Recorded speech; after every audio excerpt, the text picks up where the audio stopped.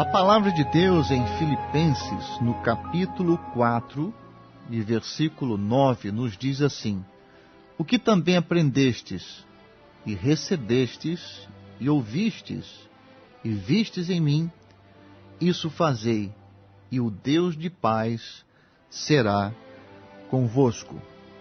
Eu quero ler novamente esse versículo na versão Almeida Revista e Atualizada, só para que haja maior clareza na nossa compreensão e também para que os irmãos percebam bem o propósito da leitura e da nossa reflexão. Diz assim na versão Almeida Revista e Atualizada: Ponham em prática o que vocês aprenderam e receberam de mim.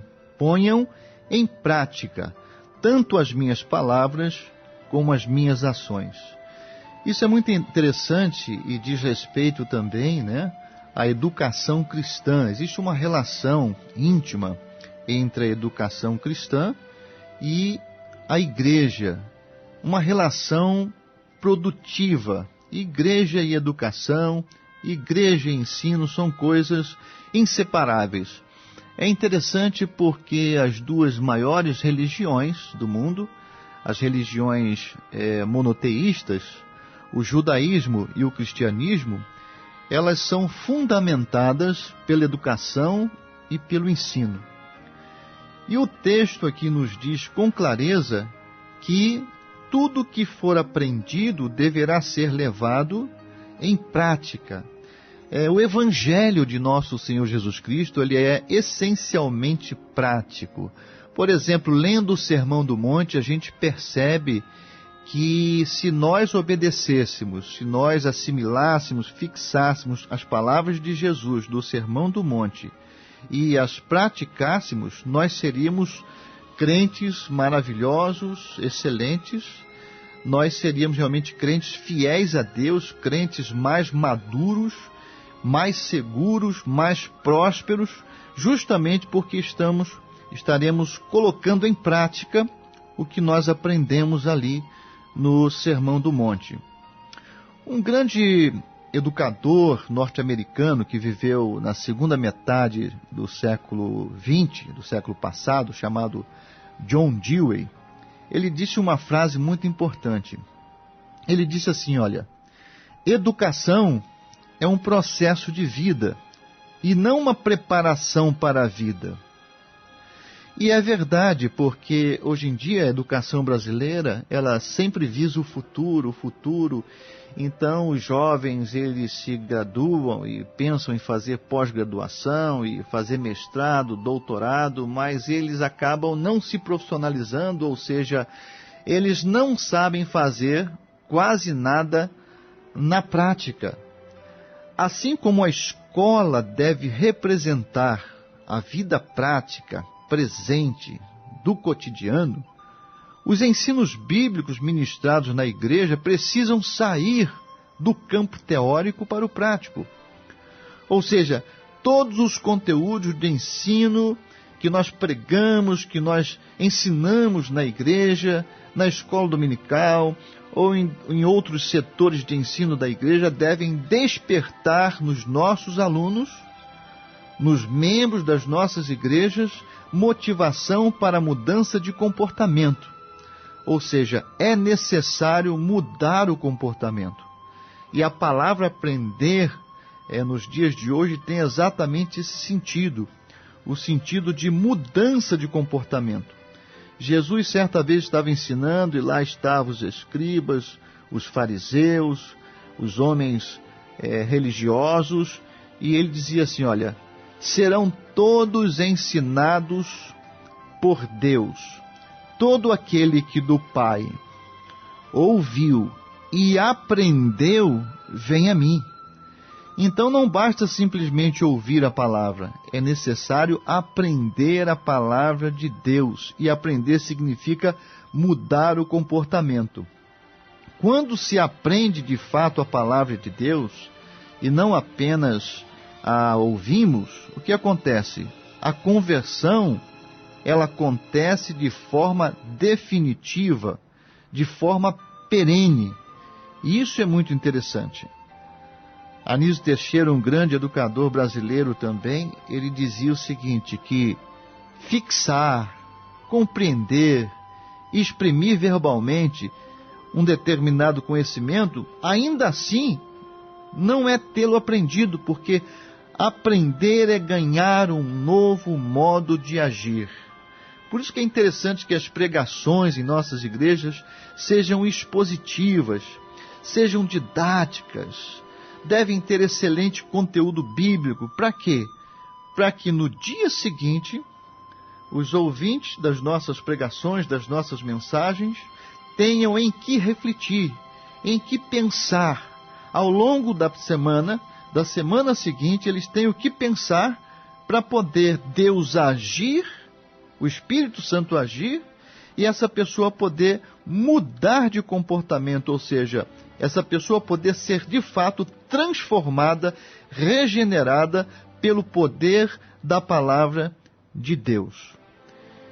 Então, meus irmãos, o educador cristão, e quando eu falo educador cristão, eu não estou me referindo somente àqueles professores, meros técnicos do conhecimento, professores formados, graduados, ou mesmo apenas os professores da escola dominical. Eu imagino que todo crente, não é? Pelo menos deveria ser um discipulador. Ou seja, todo crente é um educador. Nós somos educadores cristãos. Então, todo educador precisa estar ciente de que todo o ensinamento bíblico ministrado na igreja está naturalmente carregado de realidade e senso prático.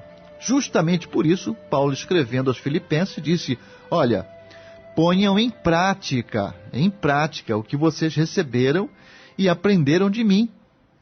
Tanto as minhas palavras, e não são só as palavras, tanto as minhas palavras como as minhas ações, ou seja, observe o que eu faço. O que eu falo, eu pratico, eu ponho em prática. Os fariseus, os saduceus, os homens religiosos do tempo de Jesus tinham muitas dificuldades de colocar as coisas em práticas, e eles valorizavam mais as tradições humanas, as tradições do judaísmo, do que a própria lei, do que a própria palavra. Jesus os advertiu várias vezes sobre isso. Teve uma vez que os fariseus observaram que os discípulos de Jesus, quando iam comer, não praticavam aqueles rituais da tradição. Não lavavam as mãos, não lavavam os pés, nem o rosto. E eles reclamaram com Jesus, dizendo, olha, os seus discípulos não seguem a tradição. E Jesus então os advertiu, olha, vocês valorizam mais as tradições do que a própria lei. O que está escrito lá na lei? Jesus disse, olha, honrar pai e mãe. E quem não honrar o pai e a mãe, vai pagar com a própria vida, não é verdade? Só que aqueles fariseus, o que eles faziam? Dizia a tradição que era necessário que eles entregassem uma determinada oferta, chamada de corbã, aos sacerdotes, e que fazendo isso eles estariam livres da responsabilidade para com seus pais, não é? Então eles cumpriam exatamente o que dizia a tradição, mas se esqueciam do mandamento do amor.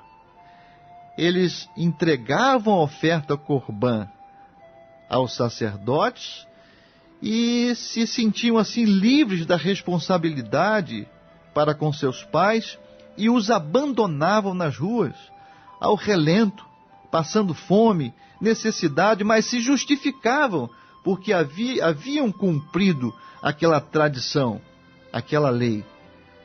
E Jesus advertiu, eles não honravam pai e mãe na verdade, não é? O que Jesus queria dizer aqui é que as pessoas precisam praticar a lei. Tudo que está na Bíblia deve ser praticado. Tudo que está no Evangelho deve ser praticado. As pessoas, de certo modo, fazem isso hoje, não é? Atualizando aqui essa questão, quantas vezes alguns filhos entregam os pais para os asilos, e lá eles têm todas as condições, as melhores condições, os melhores alimentos, vestimentas, atendimento, assistência e tudo, e se justificam: olha, eu coloquei o meu pai, a minha mãe, num asilo, eles estão muito bem assistidos, eu não tenho mais responsabilidade com eles.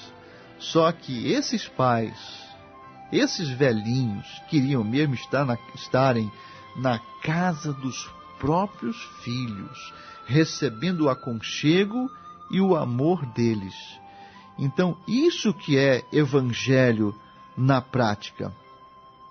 E qual o papel da igreja, então, na educação cristã? É uma reflexão muito interessante que a gente faz, porque a educação cristã não envolve somente professores, mestres, não, envolve a todos nós. Todos nós temos compromisso e temos uma missão com a educação cristã na igreja. O principal papel da igreja em relação à educação cristã é promover o crescimento e o aperfeiçoamento do corpo de Cristo e através do ensino.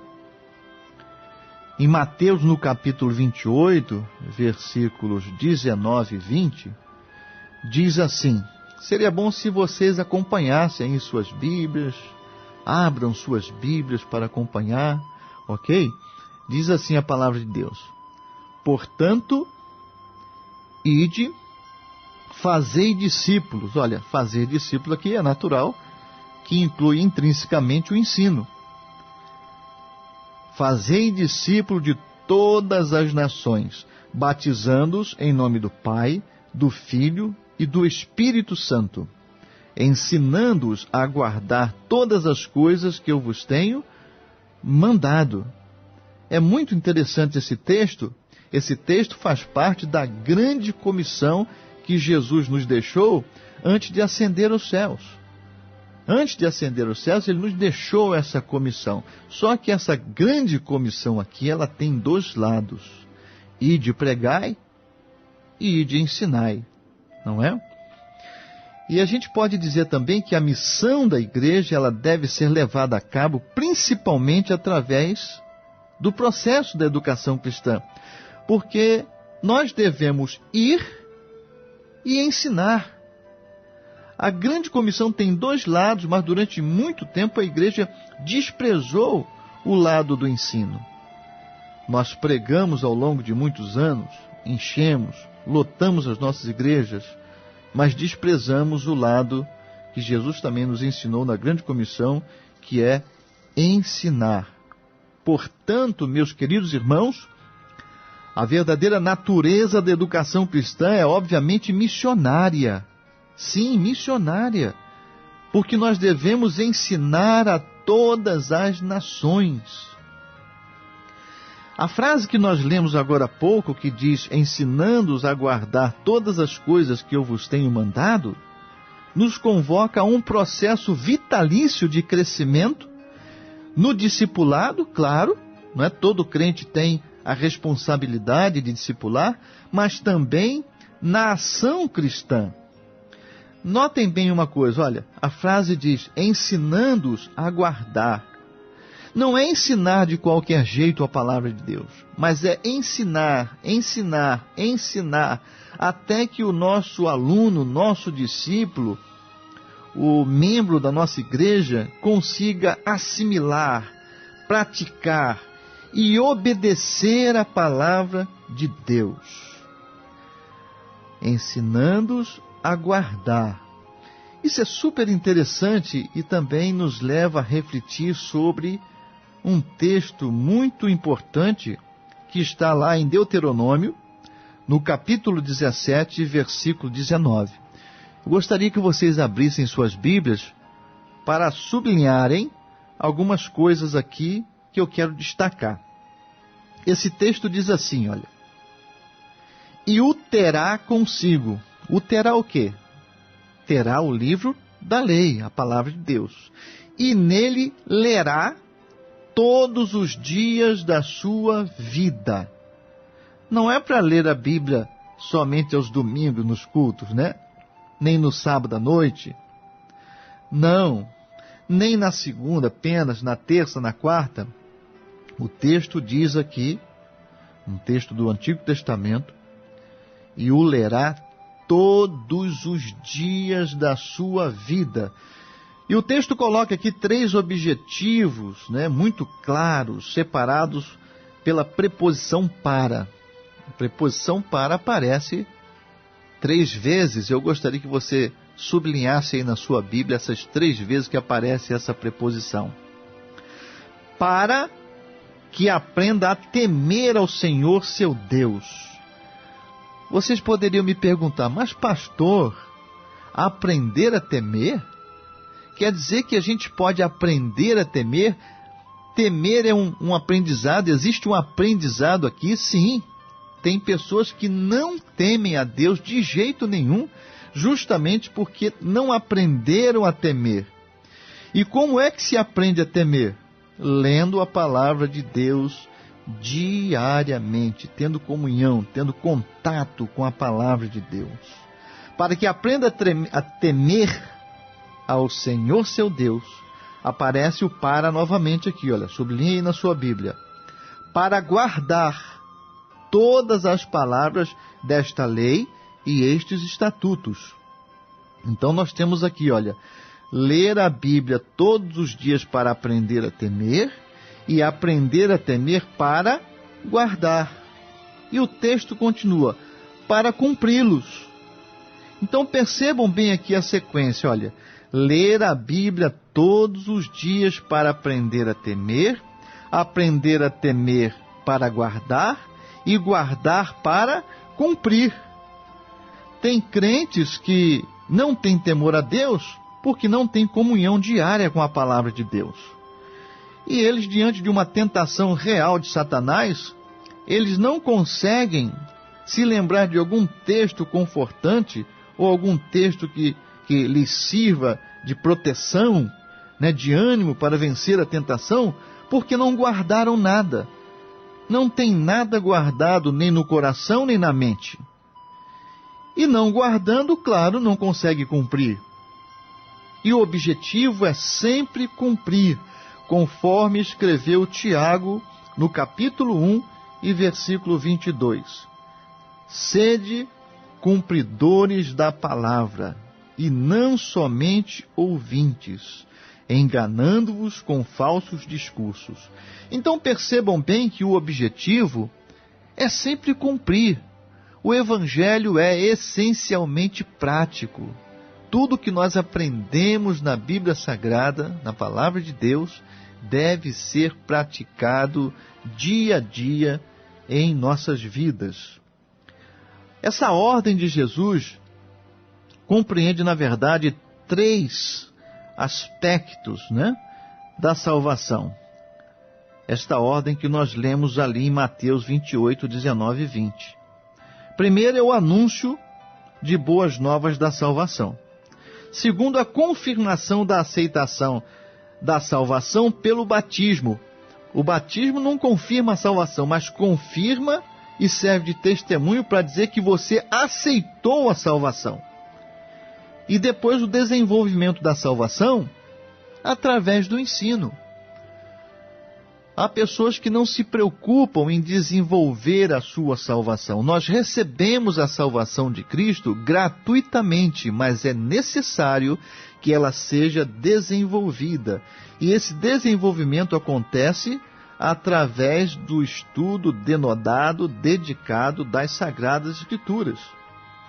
Através dos ensinamentos.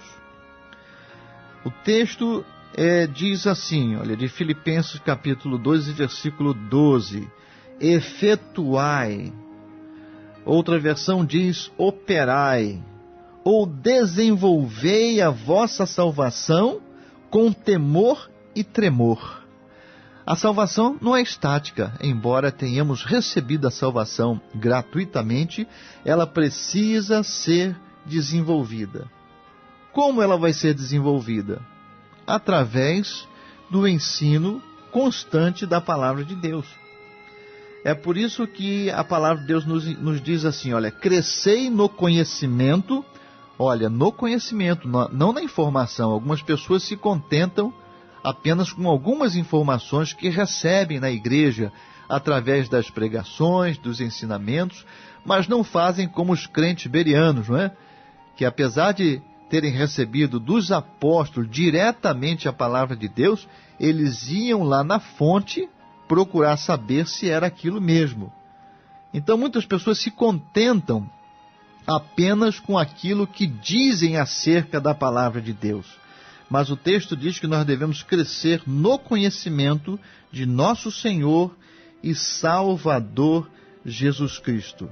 Ou seja, o que significa conhecimento? Conhecimento significa que a gente precisa transformar as informações que nós recebemos através da Bíblia Sagrada em conhecimento. Como que se transforma as informações em conhecimento? Praticando a palavra de Deus. À medida que a gente vai praticando todas as informações que recebemos, através das pregações, através dos ensinamentos à palavra de Deus, nós estamos praticando, crescendo, se desenvolvendo, e aí é claro que nos tornamos crentes cada vez melhores e fiéis a Deus. Que Deus vos abençoe em nome de Jesus. Amém. Tudo começou com um fiel